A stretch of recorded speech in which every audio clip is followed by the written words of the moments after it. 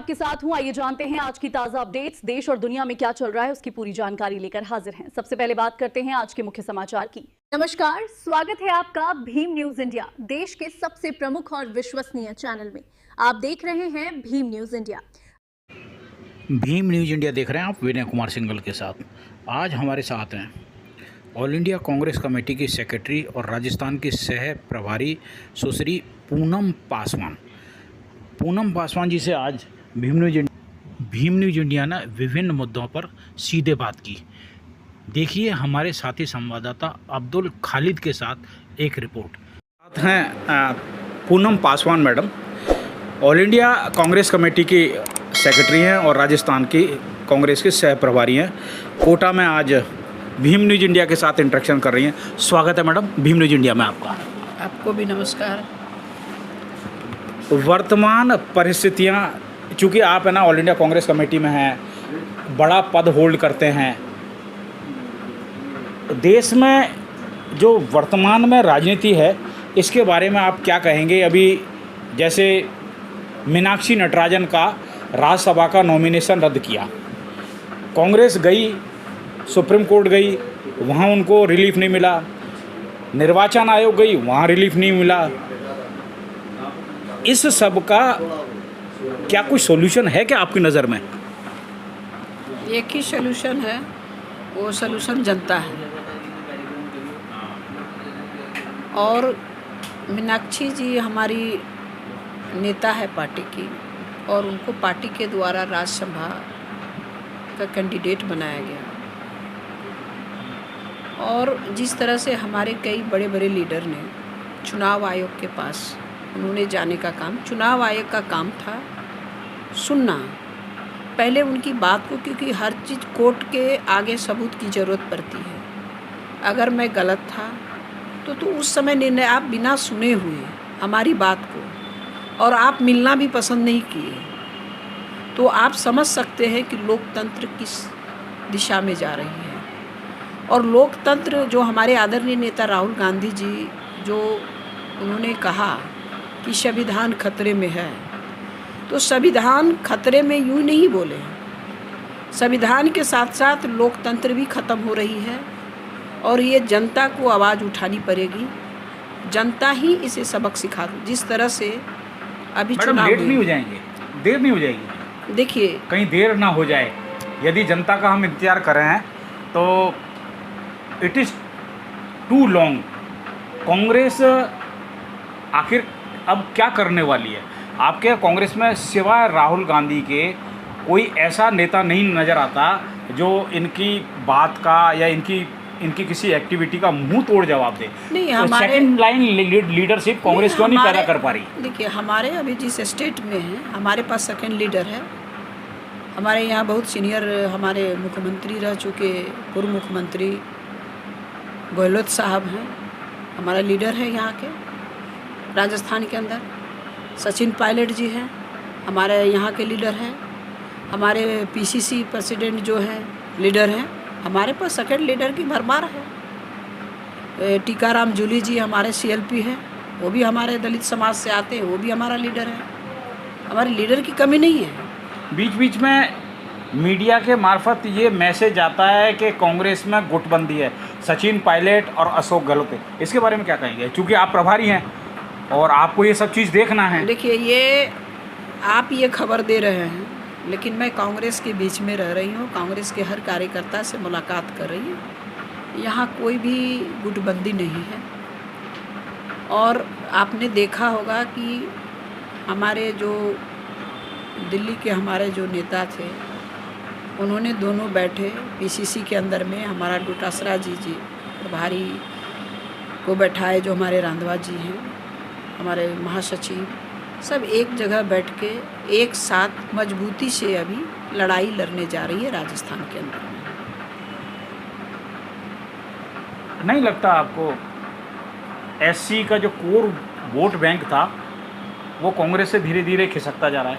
नहीं, ये बात आपका सही है कि जो आज जो दलित समाज के जो हमारे कांग्रेस पार्टी पूरे देश के अंदर में, वो निश्चित तौर पे वो खिसकने के, हमारा कोर वोट था, दलित था, ब्राह्मण थे, माइनॉरिटी थे, ये हमारा कांग्रेस पार्टी का कोर वोटर थे। जैसे हमारी दलित वोट खिसकी कांग्रेस पार्टी से, हमारे जो ब्राह्मण समाज जो होते हैं नहीं, एक वो भी प्रश्न है। खिसकी। मैडम एक प्रश्न है, जो मुस्लिम समाज या दलित वोट है वो कांग्रेस से खिसकने का कारण भय या दूसरी पार्टी के प्रति प्रीत, क्या नहीं, प्रीत नहीं। देखिए अभी क्या है कि कई स्टेट में आपने देखा कि क्षेत्रीय पार्टी जो आई, बिहार में नीतीश जी आए, लालू जी आए, जो मुख्यमंत्री बने, लगातार 15-20 साल तक सरकार सत्ता में रहे। आपने दिल्ली में देखा, पंजाब में, महाराष्ट्र में, गुजरात के अंदर, जहाँ जहाँ क्षेत्रीय पार्टी मजबूत हुई है वहाँ कांग्रेस पार्टी कमज़ोर हुई है। और आप ये चीज़ आप देखिएगा कि जहाँ जहाँ पे भाजपा ने गठबंधन किया क्षेत्रीय पार्टी से, वहाँ वहाँ क्षेत्रीय पार्टी को निपटा दिया, कमज़ोर किया, और कांग्रेस पार्टी वहाँ वहाँ मजबूत हो रही है। तो ये हमारा जो वोट बैंक था वो क्षेत्रीय पार्टी में बढ़ चुकी थी, और वो धीरे धीरे अब कांग्रेस पार्टी की ओर वो आ रही है। जहाँ तक कि आप देखिए कि जो प्रधानमंत्री मोदी जी ने कहा कि कांग्रेस मुक्त भारत बनाएंगे, और आप इस चीज़ को देख लीजिए कि कांग्रेस मुक्त भारत तो नहीं बना सके, लेकिन अब बीजेपी मुक्त भारत होने जा रही है। अगर उनमें दम होती तो आप सोचिए कितनी पार्टी से उनकी गठबंधन है। चाहे आप दिल्ली के अंदर ले लीजिए, चाहे बिहार के अंदर ले लीजिए, चाहे बंगाल के अंदर ले लीजिए, महाराष्ट्र के अंदर ले लीजिए, हर जगह, चाहे देश में, अगर आज बिहार अगर उनसे समर्थन खींच लेगी तो आज उसकी सत्ता गिर जाएगी। तो कहाँ वो मजबूत है? लेकिन कांग्रेस पार्टी अपने दम पर खड़ी है, और एक व्यक्ति आदरणीय नेता राहुल गांधी जी है जो मोदी जी के आंख में आंख डाल करके बात कर रहे हैं। और कितनी कोशिश की है उन्होंने, सदस्यता ले ली, कई बार सीबीआई को घर पे भेजे, 2-2 घंटे दिन भर बैठा के रखे। क्या उनके खिलाफ दोबारा चार्जशीट फाइल की है? दोबारा चार्जशीट फाइल की है अभी सोनिया जी के, राहुल जी के, सैम पित्रोदा के, और एक और कोई है पुराने केस में। वो 1 लाख करेंगे। कोई भी हमारे जो नेता हैं राहुल गांधी जी और सोनिया जी के खिलाफ कोई भी सबूत नहीं आएगा। मैम एक क्वेश्चन, अक्सर ये तोहमत लगती रहती है कि इलेक्शन कमीशन ईवीएम में गड़बड़ करता है। यदि ईवीएम में गड़बड़ करता है तो मतपत्रों से चुनाव कराने के लिए जिस तरीके से कांग्रेस को ग्रास रूट लेवल पर आना चाहिए था, उस हिसाब से क्यों नहीं आ रही? अभी पंजाब में चुनाव हुए, मतपत्रों से चुनाव हुए, आप ये देखिए कांग्रेस दूसरे नंबर पे है। बिल्कुल कांग्रेस दूसरे नंबर पे। अब राजस्थान में यदि चुनाव होते हैं तो अभी तक तो शायद किसी कांग्रेस के बड़े नेता ने इस बारे में विचार ही नहीं किया।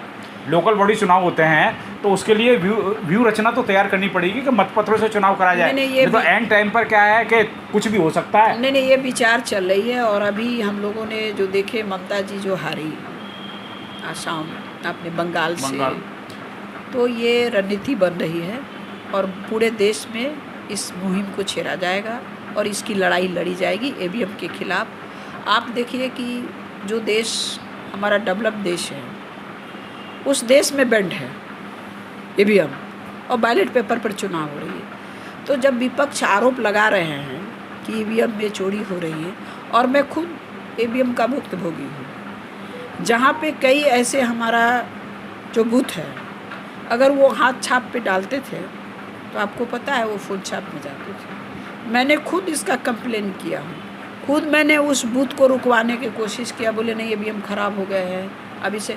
अब सोचिए कि उस जगह उस बूथ पर वोट चले गए होंगे जिनको जानकारी नहीं होगी। और ऐसा क्यों हो रहा है कि वहाँ से बहुत सारी पार्टियाँ जो चुनाव लड़ रही है उनके छाप क्यों नहीं आते हैं, जो बीजेपी खाली फुल छाप आते हैं? ये भी एक सवाल है। क्या करेगी कांग्रेस, ये बताइए आप। कांग्रेस इसकी लड़ाई लड़ेगी, और विपक्ष भी तो जो दूसरे दल हैं उनकी भी ढुलमुल नीति है। यदि वो ईमानदारी से कांग्रेस से साथ आ जाए तो हो सकता है कि आगामी जितने भी चुनाव हैं, चाहे विधानसभा हो, चाहे लोकसभा हो, चाहे स्टेट असेंबली इलेक्शन हो, चाहे लोकल बॉडी चुनाव हो, वो मत पत्रों से हो जाएगा? नहीं, आप देखिए ढुलमुल नीति के कारण ही तो सफाया हो रहा है ना। क्षेत्रीय पार्टी आज कहाँ है? मिट जाएंगे लेकिन साथ नहीं आएंगे।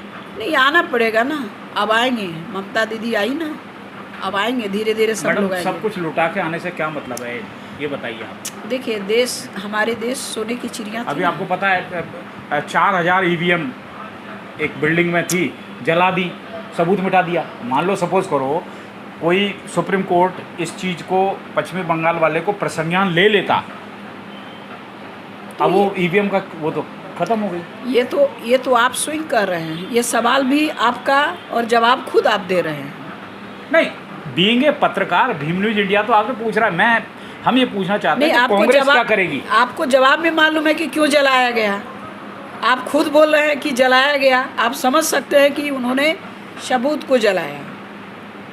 पूरी चुनाव, और आपको पता होगा बिहार और बंगाल दोनों सटा हुआ है। और मैम, ये तो एक्ट ऑफ गॉड है। आगजनी, बाढ़, इसको तो चैलेंज नहीं कर सकते। शॉर्ट सर्किट दिखा देंगे, शॉर्ट सर्किट दिखा देंगे, क्या करोगे आप सबूत तो नष्ट हो गए। तो यानी आपके पास एक पश्चिम बंगाल का मुद्दा था सुप्रीम कोर्ट में जाने का, जो कि अभी you can say it's just like a pending. बिल्कुल बिल्कुल ये मुद्दा था। और आपने देखे बहुत मजबूती से ममता जी ने इनकी लड़ाई लड़ी, खुद कोर्ट में उन्होंने खड़ी होने का काम किया। लेकिन आप देख रहे हैं कि जिस तरह से ईवीएम के खिलाफ लड़ाई पूरे देश में चलेगी, और ये नेतृत्व कांग्रेस पार्टी करेगी, आगे बढ़ के कांग्रेस पार्टी करेगी। ज़्यादातर इन दिनों धर्म की तरफ लोग ज़्यादा जा रहे हैं। नहीं, यही कारण है। आप ये देखिए, हमने देखा है कांग्रेस के बड़े बड़े लीडर जो कांग्रेस की सत्ता की मलाई खा चुके हैं और खा रहे हैं, जब धर्म का नाम आता है तो कोई अतिशयोक्ति नहीं कि उनका झुकाव पर्टिकुलर किस तरफ जाता है। ये भीम न्यूज इंडिया को बताने की जरूरत नहीं है। ऐसे जो लीडरान हैं उनको कैसे चिन्हित करोगे आप? आप एक बात बताइए, सवाल मेरा बीजेपी के लोगों को, धर्म क्या है पहले उनको पूछिए, ज्ञान लेना चाहिए। धर्म क्या, हम भी उसी धर्म से हैं जिस धर्म से बीजेपी आते हैं, तो हम कैसे अधर्म हो गए, वो धर्मी हो गए? सवाल यहाँ है। आपको नहीं पता है, जब मैं चुनाव लड़ती हूँ तो मेरे पास भी आता है ये सवाल।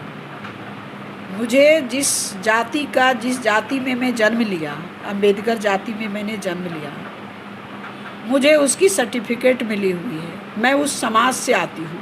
जब पता है मैं जब चुनाव लड़ती हूँ तो मैं भीम समाज से हट जाती हूँ। वो हम नहीं हटते हैं, वो बीजेपी वाले ने हटा देते हैं कि आप इस समाज के नहीं हो। और जब चुनाव खत्म हो जाती है तब वो समाज नज़र आती है। तो ये दोहरी राजनीति करने वाले ऐसे लोगों से हम ये कहना चाहते हैं कि ऐसे दोहरी चेहरे से जो हमारे दलित समाज के लोग, हमारे भीम समाज के लोग हैं, वो सावधान हो जाइए। और आप देखिए आरएसएस जो चलती है उसमें दलित समाज खोज लीजिए, कितने लोगों को रखें। आज देश के अंदर आरएसएस की सत्ता है, कोई भाजपा की सत्ता नहीं है। आज आरएसएस की चल रही है। तो ये लोग कौन है? मनुवादी हैं। देश तो हिंदुत्व की ओर जा रहा है ना। हिंदू की बात हम करते हैं। आज देश के अंदर में सबसे ज़्यादा तो हिंदू है, तो हिंदू खतरे में भी तो है। तो यही तो सवाल है कि जहाँ जिनकी संख्या वो खतरे में कैसे है। ये सवाल तो बीजेपी से पूछने की ज़रूरत है। जो हम धर्म के मानने वाले, हिंदू धर्म के मानने वाले, कैसे हिंदू धर्म खतरे में है, ये सवाल उनको देना चाहिए जवाब। वो तो जवाब दे रहे, खतरे की बात करते हैं। कांग्रेस के लीडरशिप को चाहिए कि शेड्यूल कास्ट के लोग जो धर्म के नाम पर विमुख हो रहे हैं, उनको किस तरीके से, कहते हैं लोग कि धर्म की अफीम चटा दी। धर्म की अफीम किसी ने तो चटा दी, लेकिन नशा उतारने काम तो कांग्रेस का है साहब। किसी भी दलित समाज के व्यक्ति के पास धर्म की अफीम नहीं चटाई गई है। आप समझिए, अफीम क्या एक नशा है। हमारे दलित समाज में कोई नशा नहीं है। ये नशा बीजेपी वाले को चढ़ा हुआ है। जिस दिन ये लोग अपने पर आ जाएंगे उस दिन बीजेपी को ये धर्म का नशा उतार देंगे, और उतारेंगे यही दलित समाज के लोग उतारेंगे। आप थी मैडम पूनम पासवान, सह प्रभारी हैं राजस्थान कांग्रेस की, ऑल इंडिया कांग्रेस कमेटी की सेक्रेटरी हैं। भीम न्यूज़ इंडिया को समय दिया, आपका बहुत बहुत धन्यवाद। थैंक यू, आपको भी बहुत बहुत धन्यवाद।